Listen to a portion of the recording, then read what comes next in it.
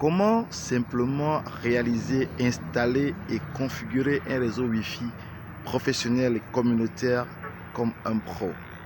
Comment réaliser, installer et configurer un réseau Wi-Fi communautaire comme un pro?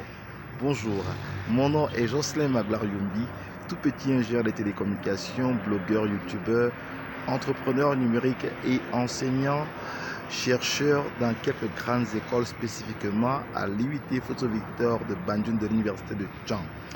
Dans cette vidéo, je voudrais pouvoir vous expliquer 3 pratiques qui vous permettent de réaliser un réseau Wi-Fi communautaire comme un professionnel de la chose, ou mieux, un peu à la manière pratique et technique comme un ingénieur. Les réseaux Wi-Fi communautaires ont le vent en poupe et puis tout le monde veut pouvoir mettre dans son hôtel, dans son business center, dans son snack, dans son centre de formation ou alors dans son école ou son hôpital un réseau Wi-Fi qui puisse au moins à la base distribuer et diffuser l'internet et pourquoi pas connecter ou interconnecter les caméras de surveillance pour pouvoir contrôler notre établissement ou contrôler notre business. Mais alors, est-ce que tout le monde a la capacité d'installer et de configurer un réseau Wi-Fi communautaire de façon professionnelle? 3 grandes pratiques à retenir pour la configuration d'un Wi-Fi professionnel communautaire pour faire tout ce que vous voulez comme interconnexion.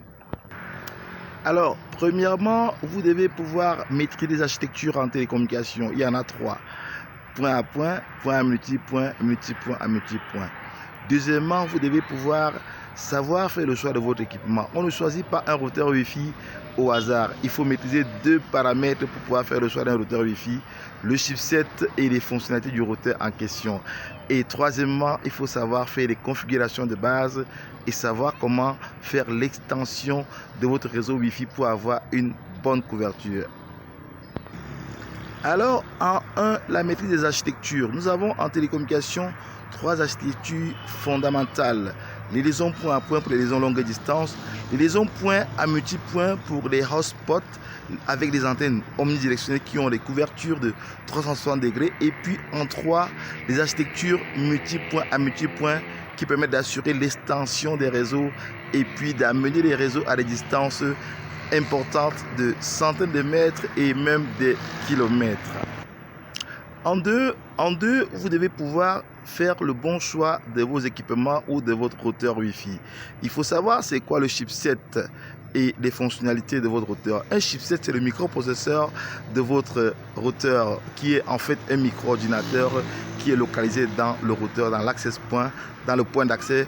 Donc, il faut savoir faire le choix du routeur. Je précise ici que les chipsets de marque Atheros sont les meilleurs chipsets du marché et qu'il est conseillé pour les professionnels d'utiliser ce genre de routeur parce qu'ils vous permettent d'avoir des bonnes distances et vous permettent d'avoir une bonne utilisation dans l'environnement africain qui est un peu solide, qui est un peu rude, un peu tropical.